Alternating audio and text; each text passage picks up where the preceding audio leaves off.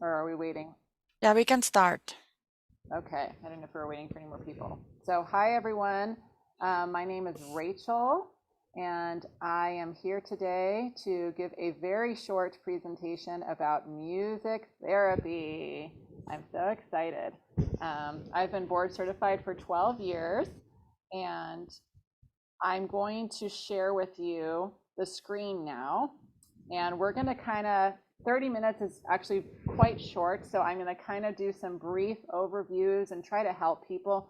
But if anybody wants to ask questions or put questions in the chat box of something they really want to know about, please let me know, because I try to just touch on a lot of different points.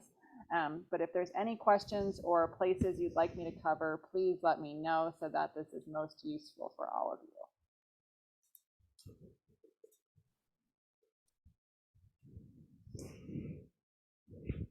So here's the screen. You can unmute yourself if you um, can't see it or can't hear it. Magda, can you see everything still? Yes.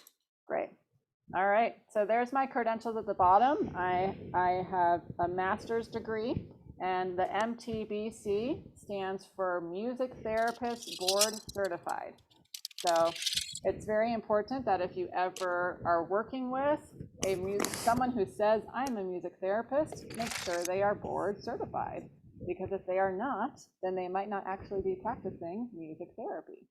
That's something we'll touch on later, as legislature in our state doesn't necessarily value that, unfortunately.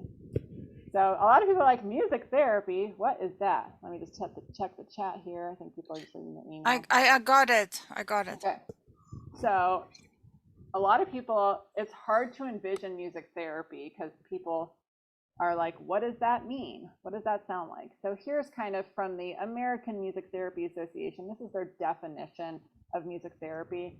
But in a nutshell, music therapy uses music to work on non-musical goals.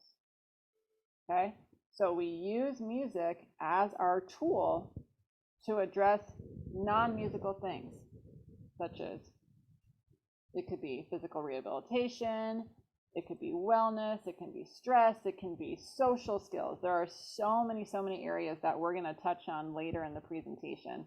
And I'm going to show a video later to really help wrap your head around what does it really look like. All right. So first we're going to talk about the history of music therapy. Music has been used for healing for thousands of years. This is the concept of using music as a tool to help with our health. That concept is not anything that's new. The only thing that's new is that back in 1950, 1940, we developed academic programs and we started studying it to create evidence-based research to promote why is it that music has such a great impact on our health. That's the biggest difference. And then we figured out there's been MRI studies, there's a neurologic studies, but evidence-based studies that help show what specifically about the music and specifically about the live therapist makes a difference for the therapeutic goals. But the fact that music has been, we've known for humanity that music is healing for lots of years. It's only recently that we've figured out how to capture it and provide some evidence-based research about it.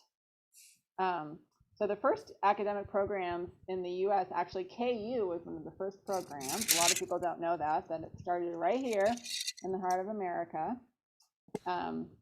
To be a board certified music therapist, you can have a bachelor's or a master's. It is not currently required as a master's level because only 13 states have licensure right now. And I think I have that on the next slide.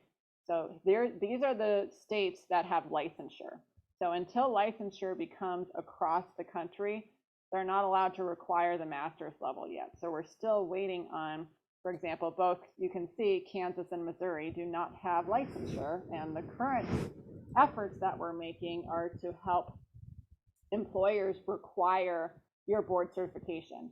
Right now, someone can employ me as a music therapist and I don't have to prove anything to them of my qualifications. And that is not okay. So we're trying to get legislature to even just recognize the national board certification of music therapists, and then hopefully down the road have a licensure program so that this is a master's level degree. I do have a master's myself, but not every music therapist does. In addition to the college work, you have the 1,040-hour internship. That's after your academic studies. And then you have your board certification exam, and then we have to maintain that certificate. So that certification is a 5-year, it's a 5-year certification, and you have to maintain by doing continuing education hours to keep up your certification. If you don't get your continuing education hours, then you lose that board certification. Every board certified music therapist is proficient on guitar, piano, voice, and percussion. So a lot of people go, well, do you have to be a musician to be a music therapist? Yes, because otherwise we wouldn't really be able to use our tool. So the reason that it's those instruments is because those are the ones most frequently used in therapy. Music therapy is meant to be portable, so that a guitar, sometimes instead of a full piano, we use a keyboard. And voice. So a lot of people who are music majors, for example, my undergrad, my primary instrument was piano, but many people have lots of different instruments. So it could be tuba, but the thing is, to be a board certified music therapist, you have to also have taken the classes and be proficient in playing those 4 classes of instruments. I just put on here the American Music Therapy Association. Music therapy is across the world. That's just what we have here. Canada's got its own association. Germany, places all over the world have their own association. So this is a worldwide profession, and each of the different countries. So there's actually the World Federation of Music Therapy as well. That gets you in touch with music therapists all over the world and research being done all over the world. Let's see. And last, I wanted to talk about neurologic music therapy and those other extra trainings. So in your undergraduate or graduate program, you'll learn about music therapy in general. So you'll be board certified to work with lots of different kinds of populations, but you can choose to have extra training in certain areas. So for example, I got training in neurologic music therapy. So that's an extra training really focused on specific techniques that are evidence-based on how our brain responds to music. And I'm going to talk about those in a little bit because it is so exciting and fascinating. Some of the other trainings you can get are, one of them is GIM, which is guided imagery in music. It's a specific protocol using that guided imagery with music. There's NICU, so that if you're a music therapist working in the NICU setting, there's some extra trainings, and there's several other Nordoff Robbins.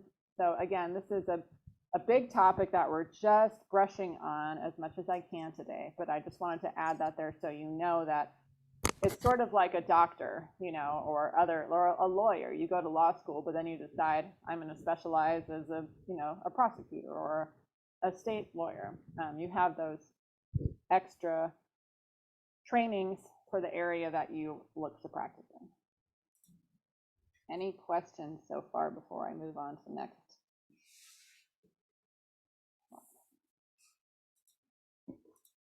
Okay, so here's those states that have licensure currently.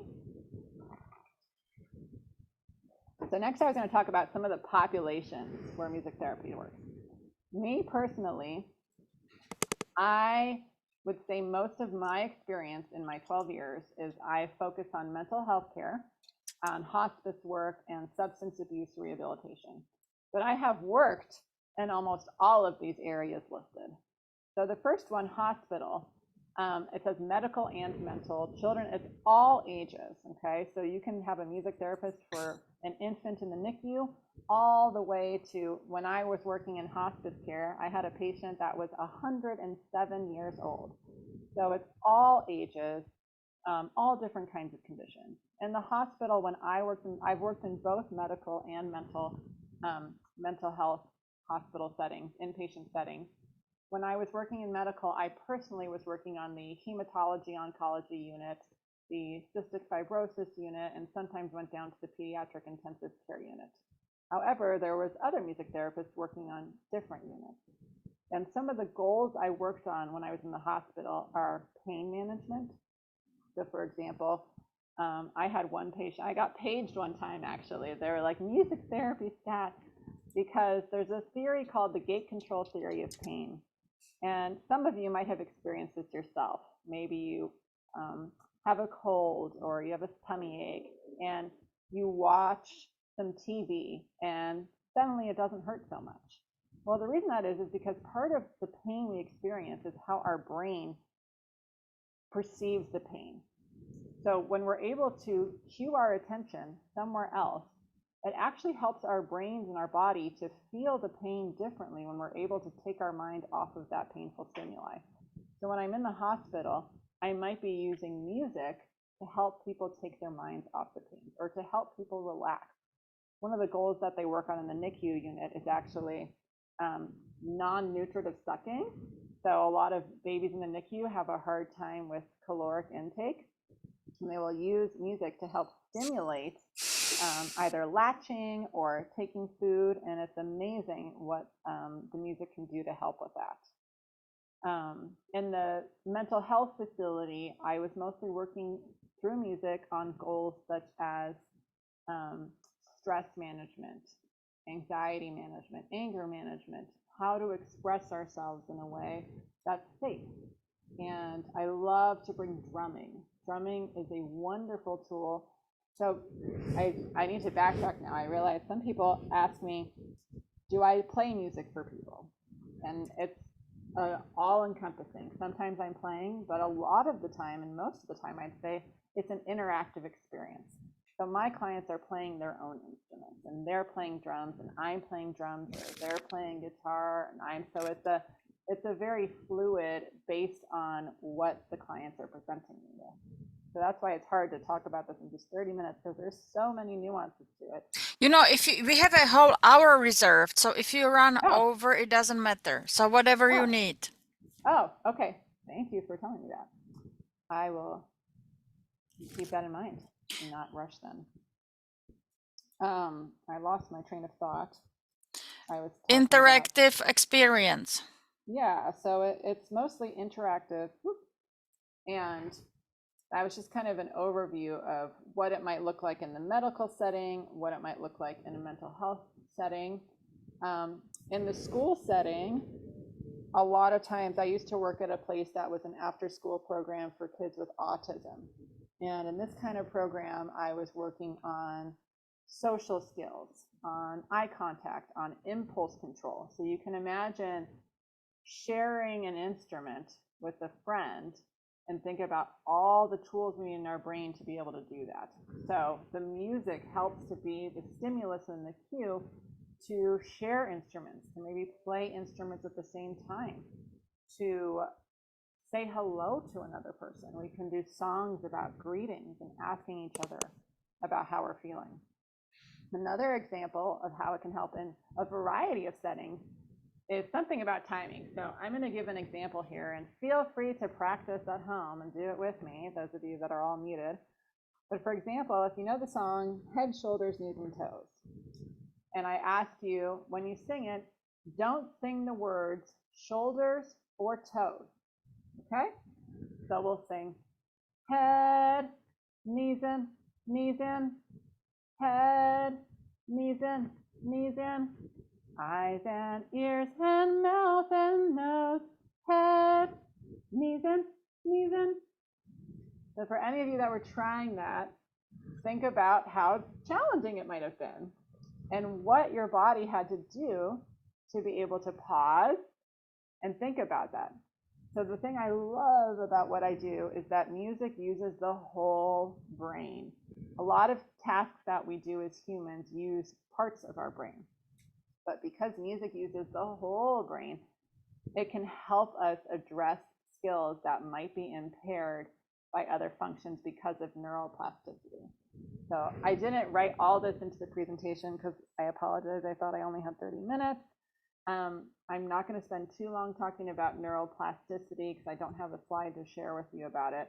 But basically, it's the idea that our brains are able to create new neural pathways and learn new stuff. It's really cool, actually. A lot of people say, I'm too old to learn something new. And I'm like, that's actually not true. Your brain is always changing throughout life because of this neuroplasticity. So that's some examples of what might be done in a school setting.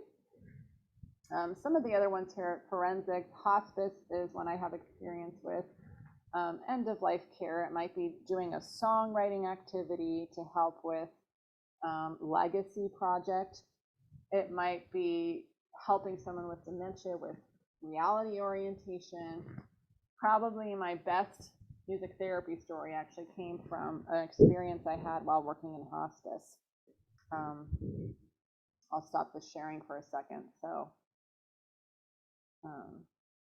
I can put my face back here because sometimes it can be hard to just be looking at a PowerPoint. But when I was working in hospice, I had a client who had Parkinson's, and he had retained his receptive language. He could understand what you were saying to him, but he had damages to a part of his brain for expressive language. So if you were to ask him, how are you feeling today? He would respond, just like that. Like, so he's trying to, but he just can't formulate the words because of the damage to that part of his brain. Now, our language centers are on the left side of our brain, but again, music uses the whole brain. So I was able to help him say, I had a session with him and his wife, and I was able to help him say, I love you to his wife in 15 minutes. No drugs, no side effects. That's music therapy. So that was a neurologic music therapy technique where we use melody, rhythm, contour to help mimic speech.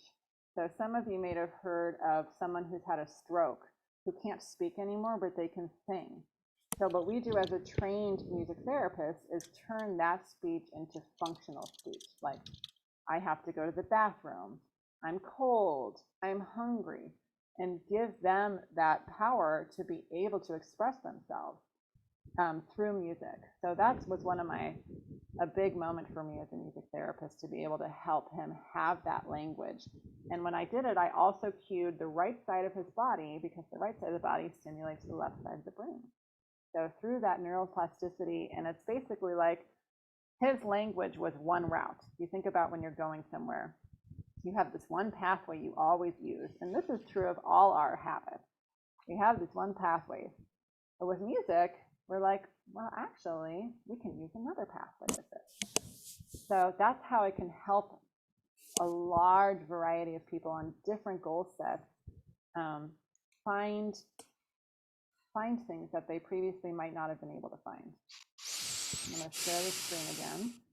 I'll have to tell you, I was so excited. My husband, when he was in rehab after his injury, bicycling injury, not from alcohol rehab, part of the rehab was a music therapy session. And I was so excited, but it never happened because they still had COVID restrictions.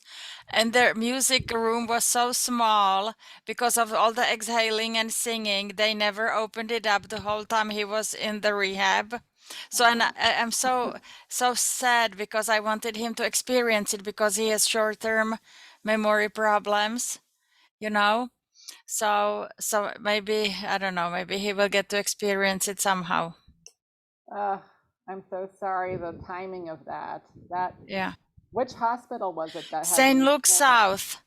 One of the awesome. one of the cardiologists donated money to have the music therapy room built. Oh, that is awesome. That is great. Mm-hmm. I mean, I'm not great that your husband didn't get it, but great Yeah. that that's Yeah, available. yeah. Mm-hmm. Maybe now, because it really can't. I remember we had some great press when, I don't know if you remember several years ago, the Gabby Giffords incident. In Texas or New yes, Arizona or someplace. yes, Arizona. and she had a music therapist, and they showed how much it helped her with her physical Mm-hmm. rehabilitation, her speech rehabilitation, and it was so great. It was Mm-hmm. like, yes, this is what we do. People Mm-hmm. can see do what we do. So it can be so helpful. And it's not, when I say all these things, it's not meant to replace other services. So we're not saying don't do physical therapy, don't do speech therapy, don't see a talk therapist. It's not that. It's, and how do we all work together so that we can maximize the benefits? Mhm. So let me share the screen again here. And if anyone else has any questions or comments, please jump in. So another area I work in is substance abuse rehabilitation. It's an area I'm very passionate about. And music therapy can be really helpful with this population because music for so many people is actually a trigger in itself. So what we can do with music is, some of you might be able to relate to this, when you might hear a song that you have associated. Let's say it was your wedding song, or let's say it's a song your parents used to sing to you, or a song you used to love. Usually, immediately, your brain and body are right back in that moment with the song, with your association with the song. The same things happen for people when it's a trigger. And sometimes it's a trigger of the good times when they were using. So my job as a music therapist is not to tell them don't listen to music again, because that's not very helpful. They're going to be hearing music lots of places they might go, even out of their control. So you can actually retrain the brain to make new associations, so that when you hear the song, your brain can think of a different association instead of using. Now, this is not a one-time thing. This is a thing that does take time and practice, but it is possible. So I love working in substance abuse rehabilitation because I feel like I have a lot of tools to help offer clients, and also tools that they can use on their own, such as drumming for self-expression. So when they're angry or mad or stressed out, instead of using, or even bored, they can play a drum, because anything can be a drum. You can use a cardboard box, you can use a bucket, you can use pots and pans, or an actual drum. And the thing I love about drumming is it's like instant validation. So when you play the drum, you hear the sound back, you hear what you're expressing right back to you. I love that. So I use drumming a lot. So we talked a little bit about physical and speech rehabilitation. I'm going to wait and talk about the physical. I have a video to share with you all about that. And but I want to touch on elder care, because there's a lot of people that talk about, oh, you know, so-and-so has dementia or Alzheimer, but they know the words to all these songs. And it's like, yes, that's because of how music uses the whole brain. If I were to give all of you one slogan to remember, it's music uses the whole brain. So what's so important here, though, is that music can be really powerful in elder care, really powerful and moving. However, it can be so helpful to have that board certified trained music therapist, because music can also cause harm. I'm going to stop the screen and give an example of this. So there was a nursing home. I used to live in Chicago, and there was a nursing home in Chicago. It was a Jewish nursing home. And someone there, some staff member, decided, oh, you know, it would be a great idea to play music for these people. And so this person decided to play Wagner for a room full of Holocaust survivors. And you can imagine how that went. It was very traumatic. It was very stressful. And talk about music being a trigger in a different way. It's a trigger for a horrifying trauma. So that person was not trained as a music therapist, and they were not trained to support the residents when they're going through that. So sometimes I use music, for example, in the mental health care setting. I work with adults and teenagers who often have suicidal ideation, and I might use a song that talks about suicide. And I'm there, though, because we provide a safe space, and I'm trained as a therapist to help process that experience and the emotions that might be coming up when we actively talk about those thoughts. So that's why it's so important to make sure, if you do have someone in your life that you think would benefit from music, consider even just a consultation with a music therapist. But what's most important is you want patient preferred music. We always try to use music that our clients like and that they relate to. So this person who played, I try to tell I don't know if you've ever gone to a dentist office and they just have music on. But really, they've actually done a study about music in the dentist office and how if you're listening to music that you don't like, you're more likely to experience more pain, more discomfort because you're hearing stuff you don't want to listen to. So I always try to recommend to people bring headphones, ask if you can choose your music, ask if you can turn it off, but know that you're empowered to ask those things and know that they do matter. There was a study even showing that if you wake up and listen to a song you love first thing in the morning, you're more likely to be in a good mood the rest of the day. And some of you might have experience with this. I know my children have some music that they play again and again and again, and I don't really like it. So it's something that can have a negative impact on me. So I have to counter that with listening to music that I love and that can change. So I don't just keep hearing that song over and over in my head, but I play something new. I engage in either playing music, singing. Singing is so powerful, especially when I was back talking about NICUs and babies and attachment. If you know anyone who's pregnant or you yourself are pregnant or if you have kids, singing is something that we've actually lost a lot of. A lot of people don't sing as much these days, but for most of humanity, we sung. We all sung. Everybody was a musician. It wasn't just, oh, you went to Juilliard and you went to the school and you're a trained professional, but everyone engaged in being musical. So think about how you can bring back music in your life, because singing with children and other adults, it helps with attachment. There's a study that showed that children, I think it's under the age of 2, and I could be wrong on this, prefer the sound of their parents' voices over any other singers because of that attachment. So I especially tell this to people that either are adopting or it's the partner that's not carrying the baby, that them singing is very impactful with the attachment and the bonding and the nurturing. So think about bringing music back into your life. You know, I'm certified in music therapy to work with a music therapist, but I love to help. The wellness part of what I can do as a music therapist is to help teach other people how to use music in your life more often.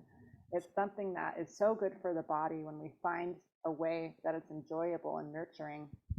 There was a, there was a, I think it was it Beethoven phenomenon where they were playing music to babies in womb or up to the age of 2, and the children were supposed to be more intelligent, but then later discovered they were some sort of a, the study was skewed or not very scientific, but I think it was called Beethoven study or something, right? So that was the Mozart effect. A Mozart effect, a Mozart effect. Yes. One of those. The thing about that study, it was skewed and it wasn't well done. But what they actually did find is that it's not just Mozart, it's any music. Any music helps the brain. It doesn't have to be Mozart, it just has to be music. But what they also didn't talk about, which they've talked about in other studies, is that, and here's my warning, my PSA to people, sometimes people will put headphones on a pregnant belly. And the thing is, they don't know how loud it should be.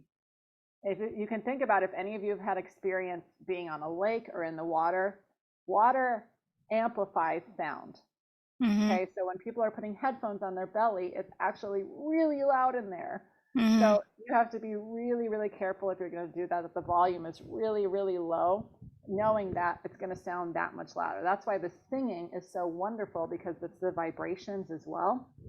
So a lot of times I recommend playing music in the room, you know, at a level that you can understand is an appropriate level and not too loud, but putting headphones on can be actually harmful because the vibrations and because of the loudness. That makes sense.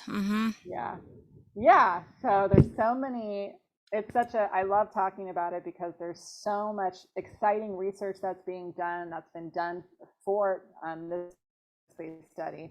There was a really cool study that was actually done just north of here, I think in South Dakota, where they had someone where they can open up the brain. So it was the person is awake, but they're actually touching the brain while the person is awake and can talk to you. And they could hear, they were playing music and they could hear the neurons firing with the music. So I'm going to touch on that now because that relates to the video I'm going to show. I don't know if any of you like to exercise or work out, but if you've ever tried to move out of tempo with music, it's usually pretty hard.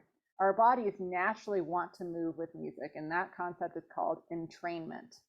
So entrainment is our body's desire, and that's what we use as music therapists to help people with gait training. So I'm going to share the screen again to show this. There's some really wonderful videos that I wish I could share, but they have intellectual property rights and such, and so I could only choose from something that was on YouTube. But I think this one still does quite a good job of exemplifying how significant music can help with gait rehabilitation.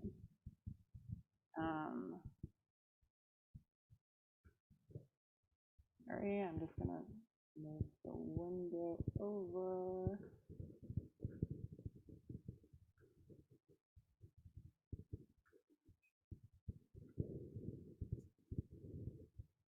Okay, so here's just a 2-minute video. Let me know if you can't hear it.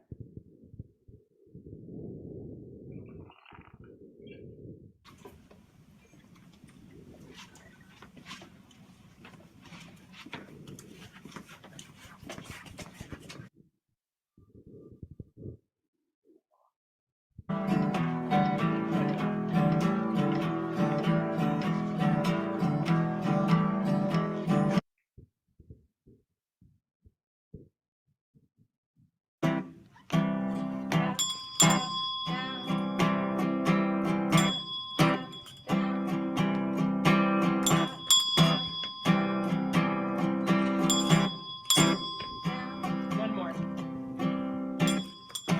Good. Straight.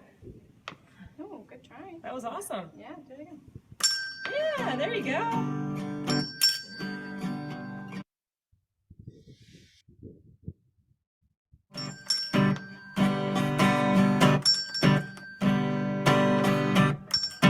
Good, one more. Awesome.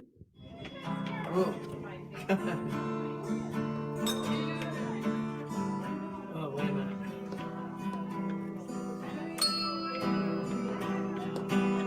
Whoa. Yeah, get your balance. Yeah.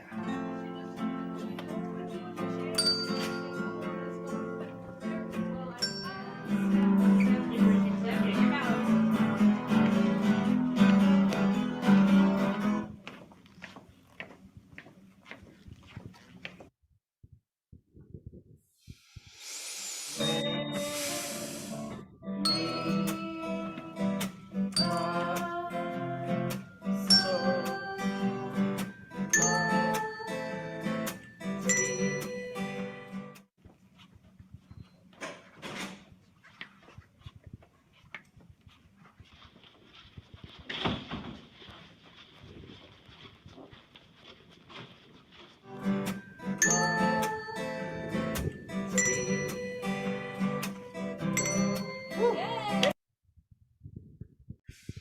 Wow, that's amazing. Yeah. Where was this done? Where was this? That I don't know. I'd have to look. It says Spalding Rehabilitation Hospital in Boston. Boston, yeah. Yeah. So videos like this are not few and far between. There are lots of them. This happens a lot. You know, to get a video, to get the HippoSorn, to actually make the videos is a whole nother can of worms. But through my experience of being a music therapist and getting to see all the things done, I can tell you this happens a lot. And that's why, so you can see the difference in this person's walking in just 6 days. 6 days. If anybody here has ever done physical rehab, you know how long usually these kinds of things take. So I love that video. There's lots more like it. I think it's really beneficial with traumatic brain injury, Parkinson's, stroke, lots of different injuries that happen to the brain because of how music interacts with the whole brain. So that's why I love what I do, and I'm passionate about sharing about it with people. Let me pull the presentation back up here for my last slide. And I want to mention, I think it was on 60 Minutes, and I think it was Frank Sinatra, who has very advanced either dementia or Parkinson. And what is the singer, the very popular singer now? She goes by first name. What is her name? Adele? I don't know. Adele, yes. Okay. So she was singing with him, and he couldn't talk. He doesn't remember anybody, but he remembered all the words to his songs, and he was able to sing with her. They were singing together. It was amazing. I think you can find it on YouTube someplace. It was on 60 Minutes a couple years ago. Yep. So that kind of talks about, like earlier when I was talking about people with Alzheimer's and dementia, there's lots of different kind of things that happen to our brain. So you can often sing a song, and so having a music therapist will help to turn that into functional speech, right? I'm hungry, I'm cold, so that it's beyond the singing. So it's fantastic. I see a couple of you unmuted yourself. Did either of you want to ask a question or share a comment? Do you have to request a music therapist, or is it something the doctor does? How do you even access it, and does insurance pay for it? Great question, and that is my next slide. How did you know? There's not much to my slide here. So depending on the setting you're at, I put it here, and I can put this link in the chat box as well. But depending on where you are, so for example, if you're at that St. Luke's Hospital Magda was telling you about, sometimes people will make the referral to music therapy. If you make the request yourself, you will more likely be able to actually have it done, because in most settings, there are not many music therapists. For example, when I worked in the Children's Hospital in Chicago, there was only 2 of us for an entire hospital. So prioritizing who gets to get seen is usually something that's done in team meetings, but if we have an actual request for it, it goes a long way, because we're saying, why are they requesting it? So in the hospital setting, let's say you'd like to just hire a music therapist yourself. Let me share it in the chat here, that link that was on the slide. I like to go to the CBMT website. That is the Certification Board for Music Therapy. And the reason I like to use that website is because that's every music therapist that is board certified, okay? So you can search by state, you can search by name there. But other websites, like there is the American Music Therapy Association website, there is a Kansas City Metro Music Therapy website, there's local ones, but those are organizations. And some people make choices whether or not to be a part of those organizations for various reasons. But if you're board certified, you will be on, all of them are on the certification board for music therapy, if that makes sense. So I like to direct people there because that's going to give you the most full list and an accurate list of who has their credentials and who has maintained it. So that's one way you can do it privately. It is not covered by insurance in our state, unfortunately, because we don't have licensure. So if you ever see a vote anywhere about it on your ballot, root for us, because right now we're just trying to get the board certification recognized in Missouri, and that's still not required right now. So we're quite behind, but as you saw, only 13 states have licensure, and you can't bill insurance without the licensure. So unfortunately, it's out of pocket if it's on your own, but if you're ever in a facility or like in the school setting, if any of you have children, you can request music therapy on their IEP plans, and it's supposed to be provided by the district, but most people don't know about it and don't request it, and because it costs money, they don't tend to offer it. So those are some ways. So unfortunately, usually being an advocate tends to be the best route to getting a music therapist. Does that answer your question? Yeah. What about in Kansas? Are you licensed in Kansas? No licensure in Kansas. No licensure in Kansas either. Let me pull up that slide again. Does it go under like the board of what? Healing arts or something if we advocated for it? It can. There's a few. So here's the states that have licensure currently. They all look a little different actually. Each state, how they attained the licensure and what it looks like now. So there's not a whole lot of consistency, unfortunately. It seems to be very state specific depending on that state's laws.